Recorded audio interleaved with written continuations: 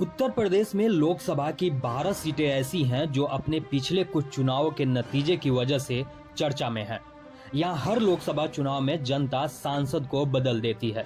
सीधे शब्दों में कहें तो कोई भी प्रत्याशी इन सीटों पर लगातार चुनावी जीत दर्ज नहीं कर पाया है। अगर यह ट्रेंड कायम रहा तो बसपा 8 जीती हुई सीटें गंवा सकती है। 2019 में बसपा ने कुल 10 सीटें जीती थी। बता दें कि बसपा इस बार अकेले चुनावी मैदान में है। क्या इससे उसे नुकसान हो सकता है? ऐसी सीटों में पश्चिमी उत्तर प्रदेश की रामपुर, बिजनौर, सहारनपुर, संभल, अमरोहा, मुरादाबाद, पूर्वी उत्तर प्रदेश की लालगंज, फूलपुर, जौनपुर, घोसी, गाजीपुर और श्रावस्ती सीट ऐसी सीटें हैं जहां जनता सांसद को हर चुनाव में बदल देती है।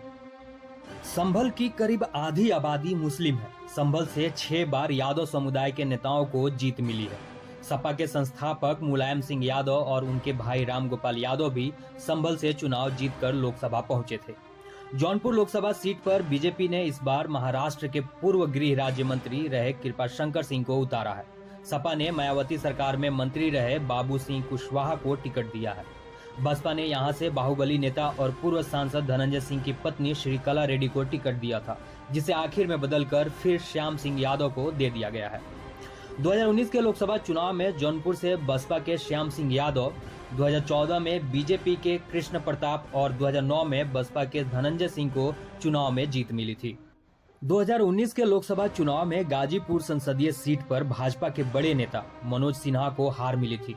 उन्हें बसपा के उम्मीदवार अफजाल अंसारी ने हराया था। अफजाल अंसारी इस बार सपा के टिकट पर चुनाव लड़ रहे हैं। बीजेपी ने पारसनाथ राय को उम्मीदवार बनाया है। बसपा ने यहां से उमेश सिंह को टिकट दिया है। घोसी लोकसभा सीट से सपा ने राजीव कुमार राय और एनडीए गठबंधन ने सुबह सपा नेता अरविंद राजभर को टिकट दिया है। इस सीट से 2019 में बीएसपी के उम्मीदवार अतुल राय जीते थे। 2014 में यहां से बीजेपी के हरि नारायण राजभर और 2009 में बसपा से दारा सिंह चौहान चुनाव जीतकर सांसद पहुंचे थे। वहीं फूलपुर सीट से इस बार बीजेपी ने प्रवीण पटेल, सपा ने अमरनाथ मौर्य और बसपा ने जगन्नाथ पाल को टिकट दिया है।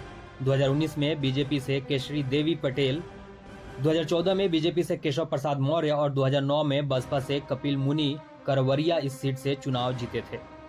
लालगंज सीट से इस बार बीजेपी ने नीलम सोनकर, सपा ने दरोगा सरोज और बसपा ने डॉक्टर इंदु चौधरी को टिकट दिया है। 2019 में बसपा से संगीता आजाद, 2014 में बीजेपी से नीलम सोनकर और 2009 में बसपा से डॉक्टर बलीराम को जीत मिली थी। संगीता आजाद चुनाव से ठीक पहले बीजेपी में शामिल हो गई थीं, लेकिन पार्टी ने उन्हें टिकट नहीं दिया था। यूपी में लोकसभा चुनाव की बात करें तो बीजेपी के प्रदर्शन का ग्राफ तेजी से बढ़ा है। 2014 में बीजेपी ने यूपी में 80 में से 71 सीटें जीती थी, लेकिन 2019 में वह 62 सीटें ही जीत सकी थी। हालांकि तब उसे बसपा, सपा और रालोद के संयुक्त गठबंधन की ओर से चुनौती मिली थी, लेकिन इस बार बसपा और रालोद विपक्षी गठबंधन में नहीं है। इस बार चुनाव में सपा कांग्रेस के साथ मिलकर उत्तर प्रदेश में चुनाव लड़ रही है। 2004 में उत्तर प्रदेश में 35 सीटें जीतने वाली सपा 2019 में 5 सीटों के आंकड़े पर आकर सिमट गई थी। वहीं विधानसभा चुनाव 2022 में मिली हार के बाद सपा इस बार बदली हुई रणनीति के साथ चुनावी मैदान में है। पार्टी ने अपने मुस्लिम यादव समीकरण से उलट इस बार मुस्लिम और यादव उम्मीदवारों को बड़ी संख्या में टिकट देने से परहेज किया है।